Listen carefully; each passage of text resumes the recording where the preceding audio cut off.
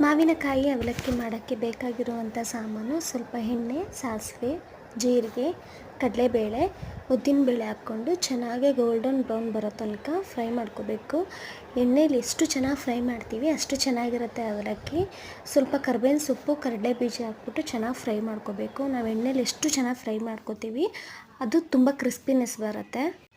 ಸ್ವಲ್ಪ ಕರ್ಬೇವಿನ ಸೊಪ್ಪು ಹಾಕಿದ್ಮೇಲೆ ಈರುಳ್ಳಿ ಹಾಕಬೇಕು. ಈರುಳ್ಳಿ ಫುಲ್ಲು ಗೋಲ್ಡನ್ ಬ್ರೌನ್ ಬರೋ ತನಕ ರೋಸ್ಟ್ ಮಾಡ್ಕೋಬೇಕು.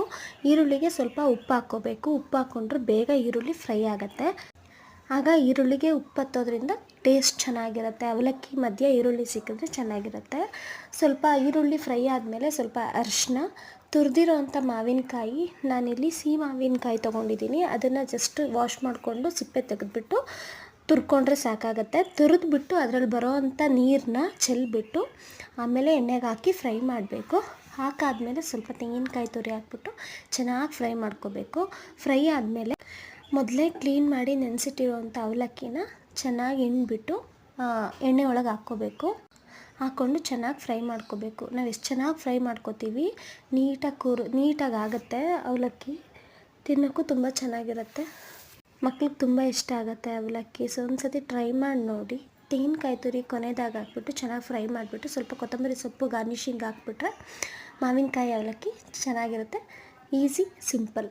ಎಲ್ಲರೂ ಅವಲಕ್ಕಿಗೆ ಆಲ್ಮೋಸ್ಟ್ ನಿಂಬೆಹಣ್ಣು ಹಾಕ್ತಾರೆ. ನಿಂಬೆಹಣ್ಣೆ ಬೇಕು ಅನ್ನೋಂಥದ್ದು ಏನಿಲ್ಲ. ಮಾವಿನಕಾಯಿ ಸೀಸನಲ್ಲಿ ಮಾವಿನಕಾಯಿ ತುರಿದು ಹಾಕ್ಕೊಂಡ್ರೆ ಇನ್ನೂ ಚೆನ್ನಾಗಿರುತ್ತೆ. ಹುಳಿ ಅಂಶ ಇರುತ್ತೆ, ಚೆನ್ನಾಗಾಗುತ್ತೆ. ಬಿಸಿ ಬಿಸಿ ಅವಲಕ್ಕಿ ರೆಡಿಯಾಗಿದೆ. ಇಷ್ಟೇ, ಸಿಂಪಲ್. ಬೆಳಗ್ಗೆ ಲಂಚ್ ಬಾಕ್ಸ್ಗಂತೂ ತುಂಬ ಚೆನ್ನಾಗಿರುತ್ತೆ. ನಾನಿಲ್ಲಿ ಅವಲಕ್ಕಿ ಸರ್ವ್ ಮಾಡ್ತಿದ್ದೀನಿ. ನನ್ನ ಸಿಸ್ಟರ್ ಮತ್ತು ನನ್ನ ಪಾಪು ಇಬ್ಬರು ಟೇಸ್ಟ್ ಮಾಡಿ ಹೇಳ್ತಿದ್ದಾರೆ ಹೇಗಿದೆ ಅಂತ. ಅವರು ಟೇಸ್ಟ್ ಮಾಡಿ ಹೇಳಿದ್ರೆ ಚೆನ್ನಾಗಿದೆ ಅಂತ. ನೀವು ಒಂದು ಸತಿ ಟ್ರೈ ಮಾಡಿ, ಚೆನ್ನಾಗಾಗುತ್ತೆ. Thank you.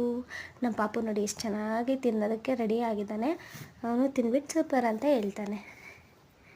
Thank you all. Please subscribe my channel.